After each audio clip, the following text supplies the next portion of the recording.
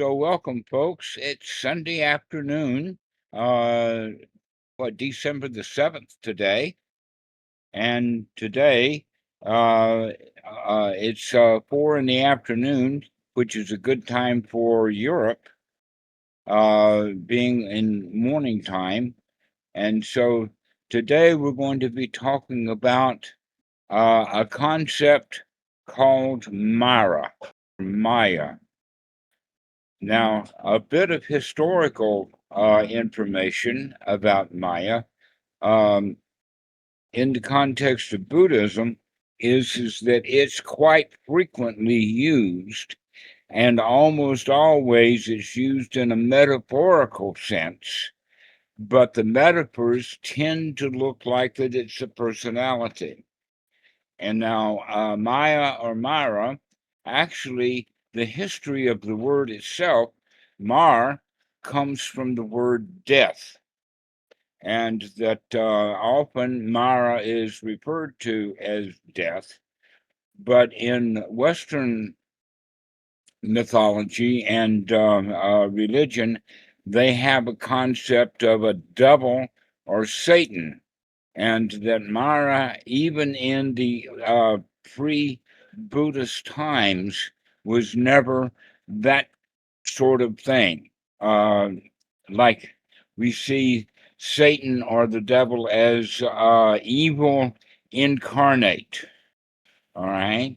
So even if Mara was incarnate, he wouldn't necessarily be evil the way that we would think of it as a devil. But we can modify our ideas of devil, because the word devil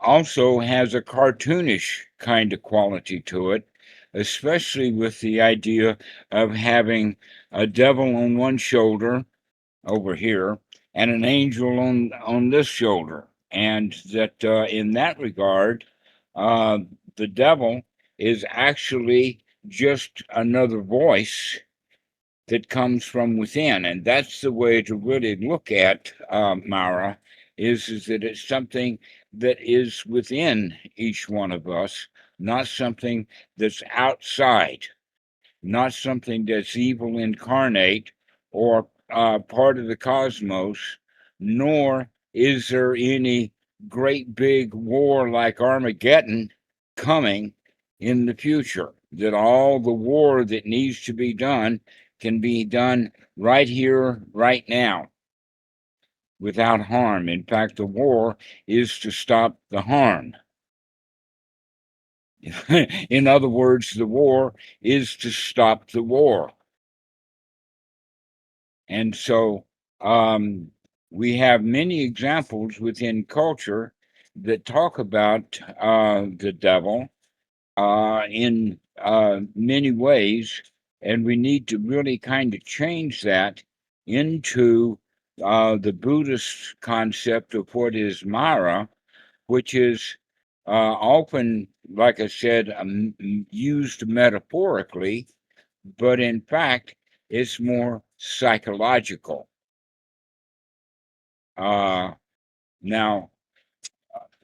before the Buddha became enlightened as a bodhisattva, there was a lot of stories of him having to deal with Mara. In Sutta number 4, the Bhaya Sutta, where the Buddha was dealing with fear, it talks about it in the sense of Mara would come and he would have fearful thoughts. And so he would become afraid because of the thoughts that he was having, not because of the environment. So I'll give you an example of that. Is that I recently saw a video that was talking about the kudzu problem, especially in the southern United States, a plant that came from Japan, and Japan cultivates the plant and uses it for food, etc. But and it also had, in its natural environment, it had its own enemies. Certain birds would eat it, and certain insects, etc., would eat the kudzu. and so it was easily controlled in Japan. But when it was brought to the United States, it was brought by the government in order to, let us say, control the wind and the erosion problems. And the Americans never saw it as food. So now it's overgrown everywhere, and the Westerners still don't eat it. The same, by the way, is true about Asian carp. That carp got into the rivers, and then they had, especially the Mississippi, and then they had all kinds of problems with controlling the carp until they figured out that they could pack it and ship it with ice back to Asia and make a profit on it. By doing so, they also kind of got the Americans to start eating the Asian carp, and then the problem was solved. But back to the kudzu, when I would see farmers walking through the kudzu, the immediate image would be that the farmer would be stepping on a snake in the kudzu. Well, that thought of a snake in the kudzu is what we would refer to as Mara. In other words, the thought that brings on fear, when in fact there was no snake in the kudzu. The snake was in the mind. And so that's what the Buddha was dealing with in Sutta number 4 in the Majjhima Nikaya, was ideas that brought on fear for him, because he was out in the kudzu thinking about snakes and whatnot instead of actually stepping on one. So we can think of Mara then as anything. Bhikkhu Buddhadasa talks about Mara in the sense that it is actually the clinging. When one clings, that's Mara. When one is acting, that's Mara. And most specifically, when there is selfishness, that's Mara. You could almost think of it in the sense of I. When I am I, that's Mara. And Mara is reincarnated as a me. Now, this is not just Bhikkhu Buddhadasa's, but it's firmly rooted in Sutta number 50, where Mahamagala said that at one time before, he was, in fact, Mara. He was in a previous birth, that he was reborn as Mara, and that this idea of me being the devil. Now, in the 1960s, there was a sitcom that was run by. This was very strange about the 1960s. It was actually a whole lot freer in some ways. The guy was named as Flip Wilson, and he was not only a black entertainer, but he was a cross dresser. Both of those things would be problematic today on primetime television. But in his cross dressing, he would always talk about the devil made him buy that dress. The devil made me do it. Well, it was humorous, it was funny, but that's the reality of the situation, except that he would not own that the devil was him, that he was the devil, that Flip Wilson was just a Flip Wilson until he became the devil. So the birth of the self is actually the birth of Mara.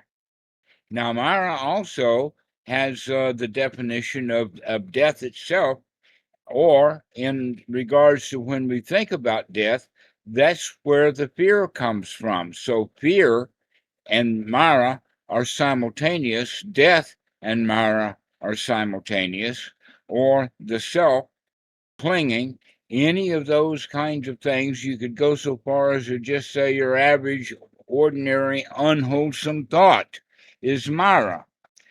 Now, the next point is that it was not just Buddha dealing with Mara when he was still a bodhisattva, but that there's an entire collection in the Samyutta Nikaya.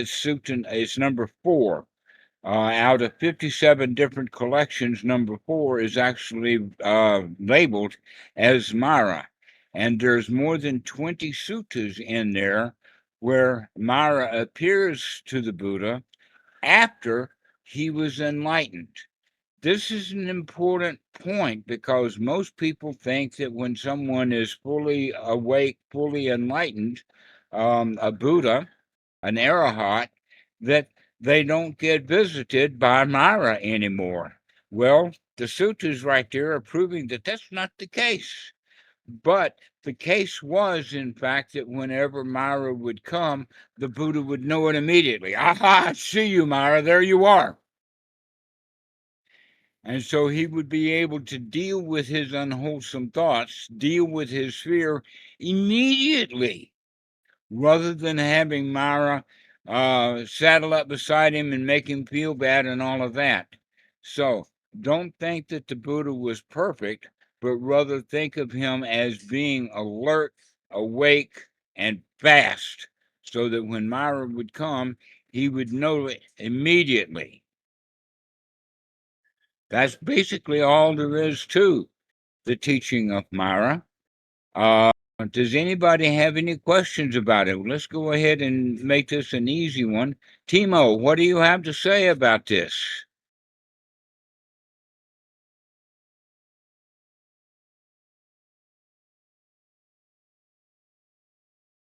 I was wondering if there's a point to distinguishing between Mara being the unwholesome thought itself or it being the reason for the unwholesome thought. Both. Yes. But is there a point to distinguishing it? Like, um, is there something, is there an insight to it, to the difference between those things? All right. Well, listen, let's look into that. You said that is the Mara the unwholesome thought or the cause of the unwholesome thought? What would be the cause of an unwholesome thought? um, Delusion. Okay. But I'm looking for something more specific. Can you continue on that? The In other words, when you say the, delusion, you're saying the you made it up. You made that snake up. Yeah, for example, like you said, the self view, the identity that then has this like is the victim of itself and of the circumstances it doesn't like, for example. Well, let's go to it from the perspective of the Paticca Samuppada and the the Anapanasati Sutta, or the four foundations of mindfulness, and look at it in the sense that if it's an unwholesome thought, it's got a cause or condition. And you could say that the cause or condition for an unwholesome thought would be an unwholesome state of mind or an unwholesome feeling, or perhaps the combination of the two. And so that would lead back then to the investigation. If you can see this thought is unwholesome, let's chase it down a little bit. What's the attitude? What's the feeling? If you have feelings of fear, so one thought leads to another. An example of that is seeing kudzu and thinking about a snake, and then the next thought is getting bitten by the snake. Well, the snake came first, but the kudzu was there before that, and the idea then of walking in the kudzu. So there's a sequence of events that happen, and remember that these happen in the mind very fast. We're talking about from seeing kudzu to walking in kudzu to stepping on a snake to getting bitten by a snake.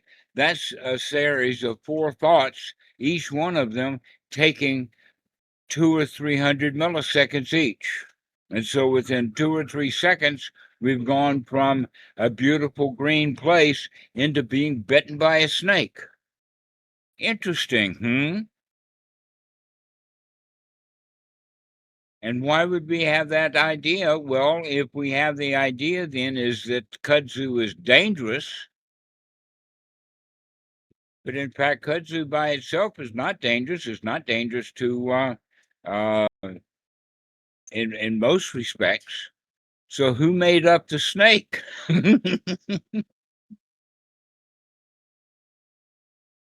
So we can do that kind of research. We can reflect. This is something that Ajahn Sumedho was quite famous for, is reflecting or looking back about how did we get here? What was the sequence of events that happened in the past 5 seconds that got us from an okay state into an unwholesome thought?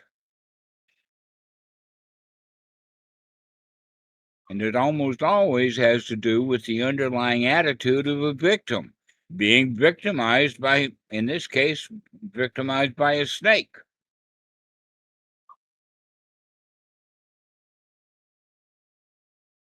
Does this fit what you're talking about, Timo? Yeah, thank you. With the idea or definition or connotation of it being death, maybe one could also say it's death in the sense of non-existence. Thereby, you have the delusion part also, but the made up quality of it is the thing that's not there, but uh, is there through this process of making it a problem. Mm-hmm. Yes. That in fact the reality is that over the years here on this island, we have seen with, and in some cases dealt with, snakes in the house, and in other cases not dealt with the snake being in the house over and over again. No kudzu was ever necessary for the snake to be here. So we made that up, recognizing that much of the, in fact, that's where the Mara comes from, is stuff that we made up. We made up that snake. The Buddha made up his fear, and so he said that he's not going to walk. If he was walking, or if he was, let us say, standing, he's going to stand there until the fear subsides. Well, how is the fear going to subside? Is because he's looking to see, in fact, that there's no snake or ghost or devil, that it has to do with the observation. The reality is that there is no snake. It's just a thought. And that's, Dhammarato, yes, go ahead, Ivan. I have a question on that. So yeah, I really like that sutta where the Buddha, like if he sense the fear, if he see the fear, so he's not gonna change his posture until like the fear subside, as you put it. Like he investigate, he look, he pay attention. My question is like, sometimes I feel that sort of tenseness, that sort of fear, or like in the middle of something, and I sometimes I wonder, should I just like maintain the, like if I'm in a crowd, if I'm in a busy crowd and I feel that, like I wonder, should I get away from that place first and in seclusion, or should I just you do you understand my question, like Like like how should I get away? Uh-huh. generally when you're in a crowded environment and you become afraid, what was the source of the fear? What caused that? And also the question would be, what is the extent of it? Is there anxiety? Did you have just the thought of a fear that was passing, or did it stay long enough to create an adrenaline drip so that now you're uptight and tense? Hmm. And what can you do about that? The question would be, now it's time to start breathing so that you can dissipate that adrenaline. Or if it's in fact a dangerous situation, you can check that out. You can see exactly where the danger was coming from, in the sense of you might be walking onto a subway car and there's a pickpocket within 6 feet of you, can you identify who that pickpocket is? Is that the source of your agitation and worry? That it's well known, we've known this for a long time, that when people are approached by a robber from behind, even if they're not aware of the robber approaching from behind, still the hair on the back of their neck will stand up, because there's certain amounts of the body that knows that they're in danger. So the question is that can you recognize danger for its own sake? And recognizing that, is it Mara in the sense that you make it up, or is it part of the environment that you're in? And possibly the best way to deal with that is by getting off of that subway car, changing your route, go someplace else, find a place where you feel comfortable, because you may not know the source of the danger, but as a Dhamma practitioner, you become aware of the danger without even knowing its source.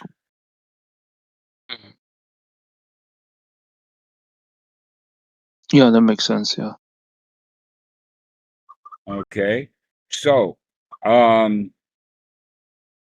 it may be that you're in a brand new environment, and that the fear is based upon the past or based upon the unknown. For instance, it's quite possible for someone to step on the subway, let us say the SkyTrain in Bangkok, for the first time and feel fear, even though there's nothing fearful present. Or maybe the fear comes from being in a closed, tight space where there's people that are invading your territory, where in normal outside you have a distance. And so, can you identify that the feeling of fear that you have is just because of the environment, or is there something in that environment that is actually dangerous? The idea then would be with that is, let's start investigating this environment. Let's look around to see who's who. Let's start looking for body language and see what's going on. If you can't get off the car, or if you can get off the car, the best thing to do is to get off the car, get some space, so that you don't continue to put up with the danger in your own mind, because once the danger appears in reality, the Mara in your mind is going to take over. The selfishness, or in this case, we could call it the self-preservation instinct, is likely to go wild. And you get all uptight and everything for no reason at all. Exactly. Yeah.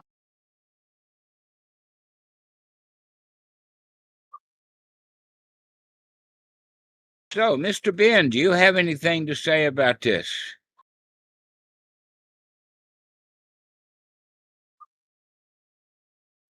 Thought. Thank you for the talk, Dhammarato. More. You got something else to say? Nothing more. Nothing more. All right. Do you take subways in Hanoi? No subway. They've been building it. They've done one line in about 10 years, so I think it'll be finished in about 2050, maybe. Oh, so there's. How about buses? Do you take buses in Hanoi? Yeah, buses are fine. I have no problem with being in any sort of space. All right. So that's an important point, that you don't have fear of being in a closed space with other people. That's good. That means that you have conquered Mara.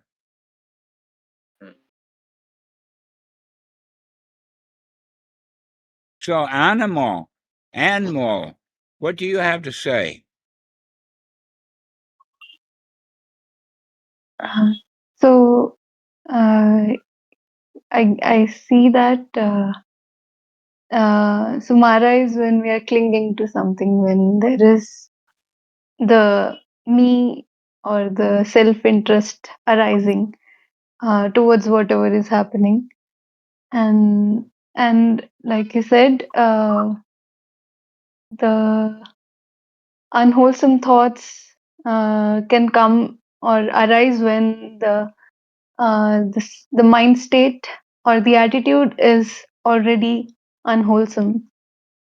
So it's easy for the Mara to take over. It's easy for the unwholesome thought that is arising to take over. Yes, lack of mindfulness. That in fact, that's Right. something that is in the sutras that I forgot to mention. Thanks for reminding me. And that is the cure for Mara is sati, mindfulness. Wisdom also is to look at what's going on, see correctly what is and what is not, rather than dealing with fears, just like the Buddha, that the way to handle his fear is by just standing there and taking a look. Hmm. But most people don't have that skill of investigation. So when we are not looking, the Mara can take over. We are Yes, not paying wise attention. The that's Mara right. can take over.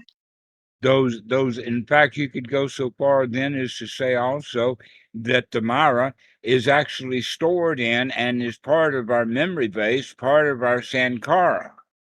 And so something can trigger that, and it can be brought up, like for instance being in a closed space or Right. walking in an area where you can't see the ground, going on elevators. There's all kinds of situations that will bring up fear or anxiety, even because of the old habits. Yes. And the right way to handle that is by investigation.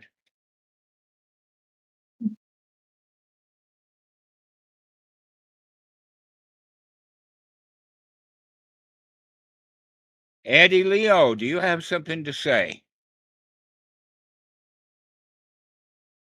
Hello, Dhammarato. Do you listen me? Yes. Can you hear me? No? Yeah, I'm here. Go ahead. Ah, okay. How you say, I will know, I don't speak English very well, Dhammarato, and it's difficult for me to say. But I want to say one thing. The cure for Mara, for me, is Putto. Is right? All right. Coming back to something familiar, that if you're, let us say, in the habit of practicing Bu-Do, Bu on Yes. the in breath and Do on the out breath, that is an actual excellent way of dealing with anxiety. But there we're dealing with the anxiety on the inside, and that's a really good way of dealing with it. But if you're in a dangerous environment, the Buddha is not going to prevent you from being in actual danger. It's only going to be able to get you out of your own perceived danger, the Mara. Yes, but Putto helped me for that. Yes. Mm-hmm. Yes. I dealing with Mara, with, with, with, sorry, my English is not very good for expressing something. I can understand the English, but for speak is not very good for me. And but no Mara Worry that. about that. In fact, if I could mention it, then you've said it twice now, which indicates that you've got some fear and trepidation about not being able to speak English. That is Mara. Yes, but no Mara. No, for me now, no. Is a good is a joke. Uh-huh. And yet at the same time, there's no danger here. We're all patient. We'll listen to what you have to say. Yeah. Thank you very much. Thank you very much, all. Yep. For that, I don't come in because I don't speak English, and it's difficult explain something. But I can listen very well, and is so good. All right. Well, let me give you this example. Because I've had hearing problems, problems means I don't hear what people are saying. Yes. It's not a problem, actually. In fact, it allows Yes. me to ignore. And one of the things that I can ignore is Thai television. I don't have to listen to any of it because I wouldn't understand it anyway. So it's not a problem. Okay. So Yes. think of it like that is that your lack of English is not a problem. The problem is that you made it a problem. Yes. I don't made any problem for that. Yeah, No. but there really is no problem. Yes. Thank you very much, Dhammarato. All right. So moving along, how about you, Karwan? You have something to say? Nothing to say about Dhammarato. Mara's not here. Mara, not here. Okay. How about you, Krishna? You have something to say? No, I'm good. Hey. Nick, how about you? Do you have something to say? No, I don't have anything to say. Do you have any questions about what we're talking about? No, I don't have any questions about Mara. No obvious ones. Okay. No. So how about you, Paul? Good to be reminded to investigate if there is an actual danger or if it's just Mara. Thank you for the talk. Mm-hmm. So, Red, what do you have to say?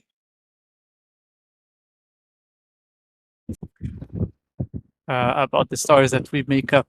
I don't know if anyone can actually hear me. Hello? Hello? I can hear you. Okay. So we basically go straight to the investigation, skipping dissolving the Vedanas and the Mara. Is that it? Yes. Sati, to remember an investigation. Ditti, looking. That's secure for the Mara, both internally and externally. And when there is no cure, then there is selfishness. The Mara is the self. That's an important point for everybody to remember, that when you're selfish, that's the Mara. Now, there's another point to make this very interesting, and that is that Mara is jealous, and one of the jealousies is one who is practicing correctly, which means that when you're a Dhamma dude, when you're practicing correctly, Mara will come in the thoughts of, oh, well, maybe I'll go do this and maybe I'll go do that. Karwan just brought up about going dancing. Okay, so if he's a Dhamma dude and he's correctly practicing, then the idea of, oh, well, let me go have some sensual entertainment. So that would be Mara talking. Now, whether he gives into the dancing or not is not the issue. The issue is he going to have an internal conflict about rules? Shall I go dancing and enjoy it? Or am I going to, in fact, write a rule saying thou shalt not dance, and therefore he's going to feel bad because he broke a rule that he himself made? So jealousy, Mara, will try to get you to come out of your correct practice and go do something in, let us say, in your realm of habits, what you've been doing before your Dhamma. The Mara in your mind will want you to go do that. I remember specifically one time when I was at Wat Suan Mok, and the thought not just came, but it plagued for, gosh, a couple of days or more about, oh, well, I could go back to the United States and make a lot of money. Why am I sitting here in Thailand doing nothing? And then I would reflect upon, because when I was in the United States making all that money, I still wasn't happy. And now I'm thinking about going back. But then the realization hit me, if you want to call it insight, is that, oh, right now the problem is not that I want to go back to America, but the problem is, because I don't, the problem is that I'm not practicing correctly. I'm not seeing that thought directly. And when I started to practice correctly and having joy and benefit, the idea of going back to the United States and making money didn't occur, I don't think, ever again.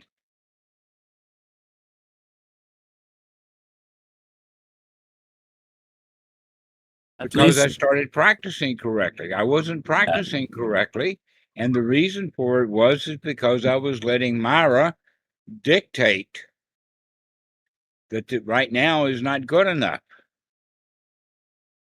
Indeed, all those became good examples you gave in some lessons before. I'm sorry, can you repeat that? Yeah. Those became good good examples that you gave some lessons before. Okay. So, Tim, do you have something to say? Hi, Dhammarato. Yes, Hi. I've heard that the word Mara and Mare from nightmare could be related, and also Märchen from German, which would make sense since it's just a bad dream.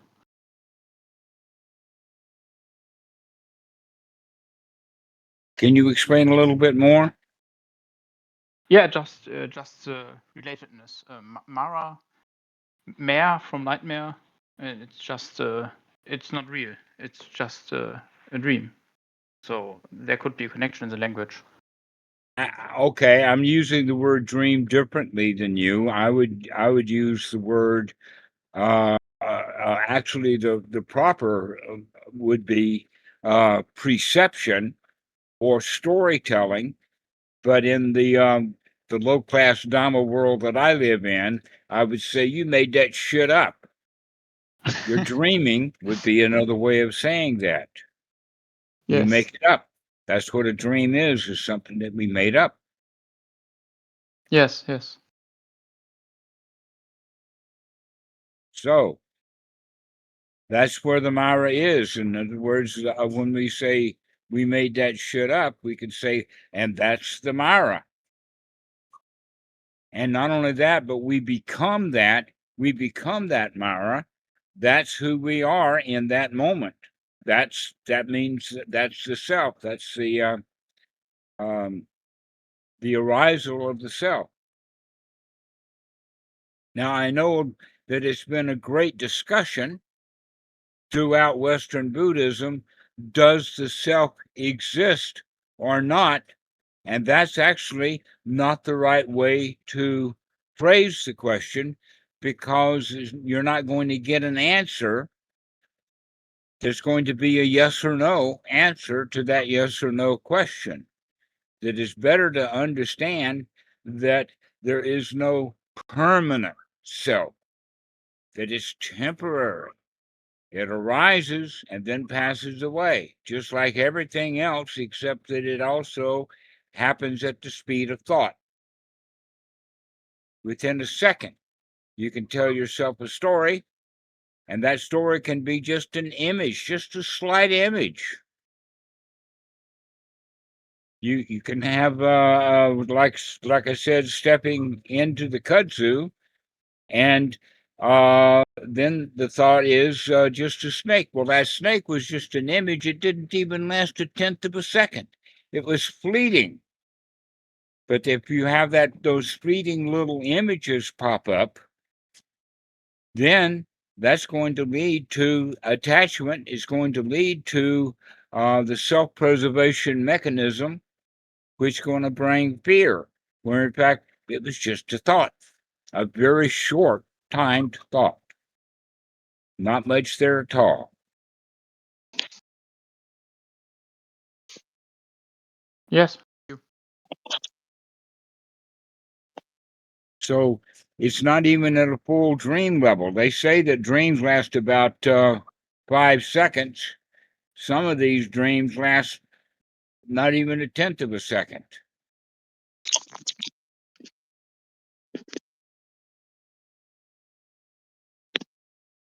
So, Giannis, do you have something to say?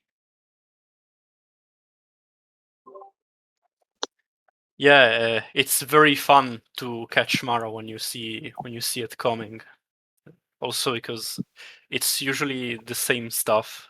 Like for me, like I wait for Mara to come when I wake up in the morning. You know, the thought of I don't want to come up, and when I see it, it's like a lot of fun because I see, hey, like I see you, and then I can just get up without wrestling with it. Because yeah, like Mara wants to fight every time they wants to wrestle.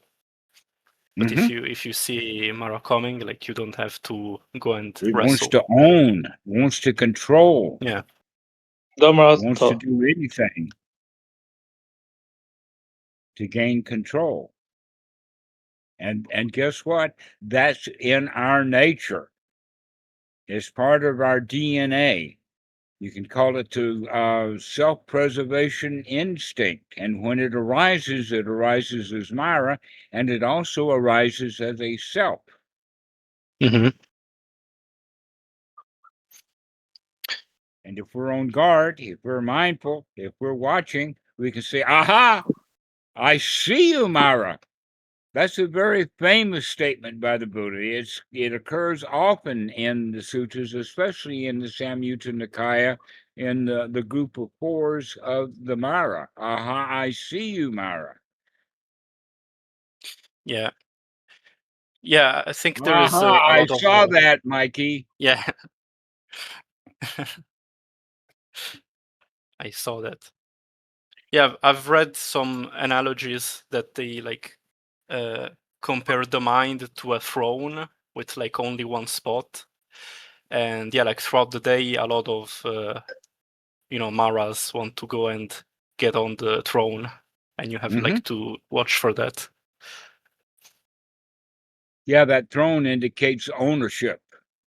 Yeah. Thanks. Does anybody else have something to say? I have something yes, quick to Ivan, say. Go ahead. Go ahead. Just elaborating what Yunus said. Yunus said something really I sparked something here. Like I realize I sometimes the identification with the struggle, like it's very sneaky for me. Like it's like I'm identified with the liking, disliking. Like oh, I have to struggle with this because like that kind of story. Like I have to fight with this, that kind of thing. And I can see like that. To me, that's my kind of dukkha. Like yeah, to struggle with Mara basically. Don't struggle with Mara. Then in fact, that's what we were talking about. That's what Mara wants. It wants to struggle with you. Yeah. Wants to own. Okay, and really, all you need to do is see. I see you, Mara. If you could say it like that, I see you, Mara. It slivers off, slinks away. And that's said in so many different sutras that the way to get rid of Mara is by saying, I see you. I see you, Mara, is the correct way of dealing with that. That's the way that the Buddha did. Once the Buddha acknowledges the Mara and sees the Mara, the actual seeing the Mara is taking control immediately. There's no struggle. There's no fight. The struggle is when we don't see that we're struggling with Mara. Yes. And I also want to ask, is that I often hear this in the sutta, the chitta nimitta, like the sign of the mind. Is that I was wondering if that's chitta nimitta, like like a flash of a second, like because I don't catch it, like I was not mindful enough, I didn't catch that, and then because I'm not paying attention, suddenly it becomes fear, and then that's where the struggle identity arises, and yeah. Yes, exactly. In another sutta, in fact, it's sutta number 65 in the ones of the Anguttara Nikaya, AN 1.65, is where the Buddha says, the mind is fast, O monks. It's so fast that the Buddha does not even have an analogy for it. Now, that may be just something to say, but if you can take that as part of your practice to recognize that Mara can slip up within a tenth of a second or less, in one tiny little mind moment, just a flash of an image will come by. And if we can see those flashes, we can say, aha, I saw that. I saw that little flash. I don't even have to go all the way into the fear of a snake because I saw the image of the snake, recognizing that it was only a mental aberration. As Red said, it's just a dream, a very fast dream.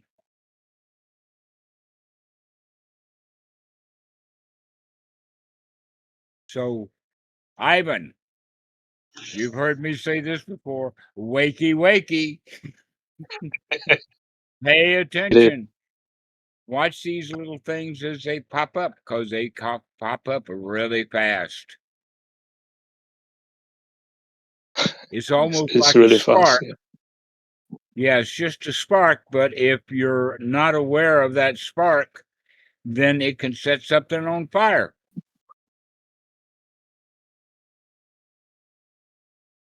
Yes. So, does anybody else have something to say? Yeah, Been a good I group have a little today. Go question. ahead.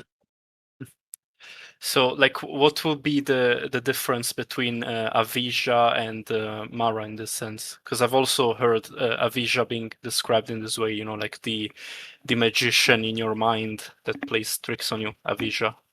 And the way that we're talking about it is the same thing. Okay. Just two different words for it.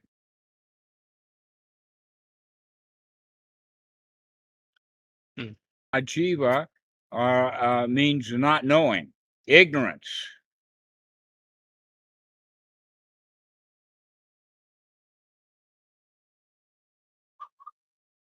So, Mikey, why don't you take this thing home? Happily. See you, Mara. All right, friends. Thanks for being here today.